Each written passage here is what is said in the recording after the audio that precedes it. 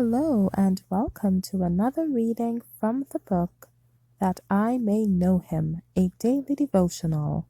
Today's reading is entitled Despised and Rejected, March 1st. He is despised and rejected of men, a man of sorrows and acquainted with grief.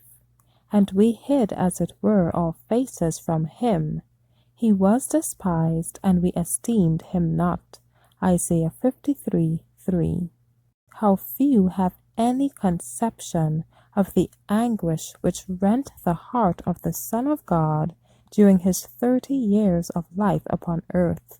The path from the manger to Calvary was shadowed by sorrow and grief. He was the man of sorrows and endured such heartache as no human language can portray. He could have said in truth, Behold and see if there be any sorrow like unto my sorrow.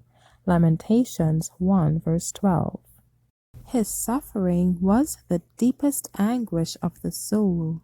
And what man could have sympathy with the soul anguish of the Son of the infinite God? Hating sin with a perfect hatred, he yet gathered to his soul the sins of the whole world as he trod the path to Calvary, suffering the penalty of the transgressor. Guiltless, he bore the punishment of the guilty, innocent, yet suffering himself to bear the penalty of the transgression of the law of God. The punishment of the sins of every soul was borne by the Son of the infinite God. The guilt of every sin pressed its weight upon the divine soul of the world's Redeemer.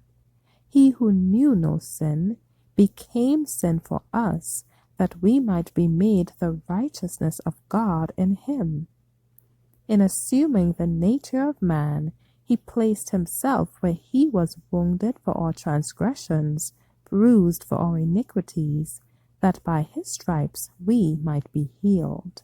In his humanity, Christ was tried with as much greater temptation, with as much more persevering energy than man is tried by the evil one, as his nature was greater than man's. This is a deep, mysterious truth, that Christ is bound to humanity by the most sensitive sympathies. The evil works, the evil thoughts, the evil words of every son and daughter of Adam press upon his divine soul. The sins of man called for retribution upon himself, for he had become man's substitute and took upon him the sins of the world. He bore the sins of every sinner, for all transgressions were imputed unto him. How shall we escape if we neglect so great salvation? Hebrews 2 verse 3. Thank you for listening today. Be sure to join me tomorrow for another reading from the book That I May Know Him. Be encouraged.